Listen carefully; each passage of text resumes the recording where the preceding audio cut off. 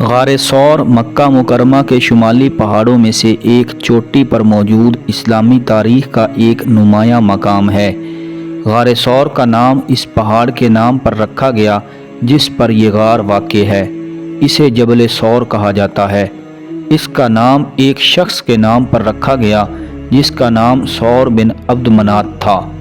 غار ثور اسلامی تاریخ میں ایک یادگار مقام کا درجہ رکھتی ہے۔ قرآن پاک میں سورہ توبہ میں اس غار کا ذکر موجود ہے۔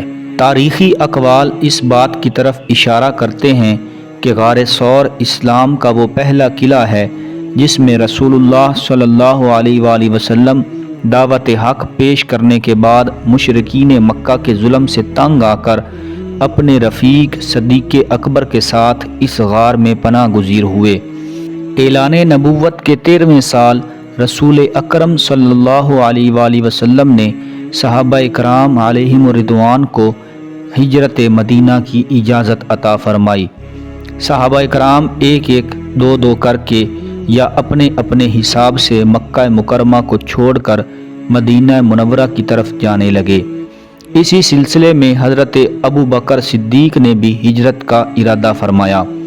سفر کی اجازت لینے کے لیے بارگاہ رسالت میں حاضر ہوئے رسول ذیشان مکی مدنی سلطان صلی اللہ علیہ وآلہ وسلم نے فرمایا، اے ابو بکر جلدی نہ کرو، ممکن ہے اللہ پاک تمہیں ایک ہم سفر دے دے۔ حضرت صدیق اکبر معاملہ سمجھ گئے۔ آپ نے 2 اونٹنیاں سفر کے لیے تیار کرنا شروع کر دیں۔ 4 ماہ تک انہیں خوب اچھی طرح چارہ پانی کھلاتے رہے۔ سب تیاریاں مکمل تھیں، بس اس دن کا انتظار تھا جب قسمت کھلے گی، پیارے آقا صلی اللہ علیہ وآلہ وسلم کا رفیق سفر بننے کی سعادت نصیب ہوگی۔ اس انتظار میں 4 ماہ گزر گئے۔ آخر وہ دن بھی آ ہی گیا۔ یہ یکم ربیع الاول تھی، دوپہر کا وقت تھا۔ سرکار علی وقار صلی اللہ علیہ وآلہ وسلم حضرت صدیق اکبر کے گھر تشریف لائے۔ پیارے آقا نے فرمایا، ابو بکر مجھے ہجرت کا حکم دے دیا گیا ہے۔ حضرت صدیق اکبر نے فوراً عرض کیا، اے اللہ کے پیارے رسول، میرے ماں باپ آپ پر قربان ہوں، کیا مجھے سفر کا ساتھی بننے کی سعادت ملے گی؟ فرمایا، ہاں تم میرے ساتھ چلو گے۔ یہ فرمان عالی شان سن کر حضرت صدیق اکبر کی آنکھوں سے آنسو جاری ہو گئے۔ حضرت عائشہ فرماتی ہیں، میں نہیں جانتی تھی کہ خوشی کے بھی آنسو ہوتے ہیں۔ اس روز اپنے والد گرامی حضرت صدیق اکبر کی آنکھوں میں آنسو دیکھے تو پتہ چلا کہ رونا صرف غم کا نہیں ہوتا، کبھی کبھی رونا خوشی کا بھی ہوا کرتا ہے۔ خیر، حضرت صدیق اکبر نے ہجرت کے لیے تمام ضروری انتظامات کیے۔ رات ہوئی، صادق و امین نبی رسول ہاشمی صلی اللہ علیہ وآلہ وسلم نے حضرت علی المرتضیٰ کو اپنے بستر پر لٹایا۔ اہل مکہ کی جو امانتیں آپ کے پاس رکھی تھیں وہ حضرت علی کے سپرد فرمائیں اور نصیحت کی کہ امانتیں ان کے مالکوں تک پہنچا کر وہ بھی مدینہ آ جائیں۔ یہ انتظامات کر کے سرکار علی وقار صلی اللہ علیہ وآلہ وسلم اپنے یار غار کو ساتھ لے کر سفر پر روانہ ہو گئے۔ روایات میں ہے، راستے میں حضرت صدیق اکبر کا عجیب انداز رہا۔ آپ کبھی رسول ذیشان کے آگے آگے چلنے لگتے، کبھی سیدھی جانب آ جاتے، کبھی دوسری جانب ہو جاتے، کبھی پیچھے چلنے لگتے۔ آپ صلی اللہ علیہ وآلہ وسلم نے پوچھا، ابو بکر ایسا کیوں کرتے ہو؟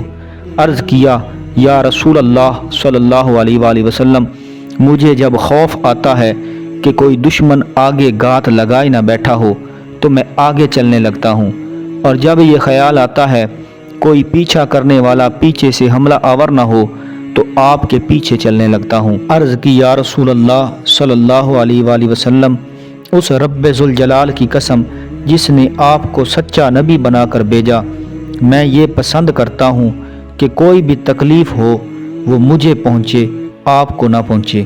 پیدل ہی سفر جاری تھا۔ حضرت صدیق اکبر خدمت کرتے کرتے جبل ثور کے پاس پہنچے۔ پہاڑ کے اوپر جا کر اونچائی پر ایک غار تھا جسے غار ثور کہتے ہیں۔ ارادہ یہ تھا کہ کچھ دن کے لیے اس غار میں چھپ کر رہا جائے۔ عرش اعظم کا سینہ ٹھنڈا کرنے والے پیارے پیارے مبارک پاؤں سخت چٹانوں پر چلتے ہوئے غار تک پہنچے۔ حضرت صدیق اکبر کے عشق کو یہ بات گوارا نہ ہوئی۔ غلبہ محبت میں آپ نے محبوب ذیشان صلی اللہ علیہ وآلہ وسلم کو اپنے کندھوں پر اٹھایا اور بڑے ناز و انداز کے ساتھ پہاڑ کے اوپر اونچائی پر غار کے دہانے تک لے آئے۔ غار کے اندر داخل ہونا تھا، یہاں بھی عشق صدیق کا الگ رنگ تھا۔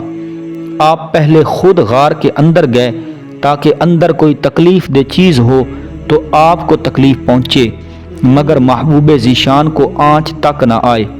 اندر جا کر آپ نے غار کی صفائی کی، سوراخ وغیرہ بند کیے، پھر آپ صلی اللہ علیہ وآلہ وسلم کو اندر آنے کی درخواست پیش کی۔ یہ وہ خوش نصیب غار ہے جہاں رسول ذیشان صلی اللہ علیہ وآلہ وسلم اور آپ کے یار غار نے 3 دن گزارے۔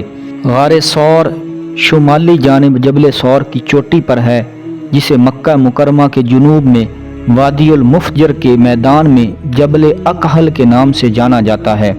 اسے وادی المفجر کے ذریعے مکہ کے باقی پہاڑوں سے الگ کیا گیا ہے۔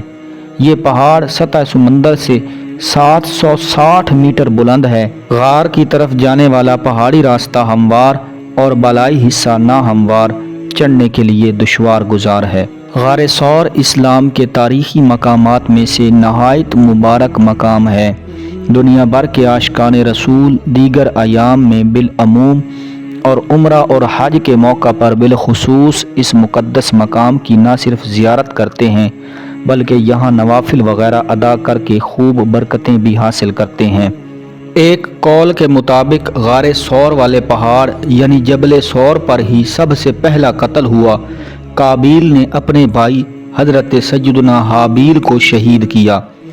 جبل ثور کی بلندی 760 میٹر ہے، یعنی یہ پہاڑ جبل احد سے 120 میٹر زیادہ اونچا ہے۔ جبل ثور کی چوٹی کا رقبہ تقریباً 30 مربع میٹر ہے۔ غار ثور کی لمبائی 18 بلشت اور چوڑائی 11 بلشت ہے۔ غار ثور سطح سمندر سے تقریباً 750 میٹر بلند ہے۔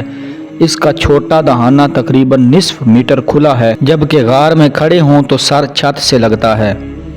ایک روایت کے مطابق جب اللہ پاک نے کوہ طور پر تجلی فرمائی تو وہ ٹکڑے ٹکڑے ہو گیا۔ ان ٹکڑوں میں سے ایک ٹکڑا جبل ثور بھی ہے۔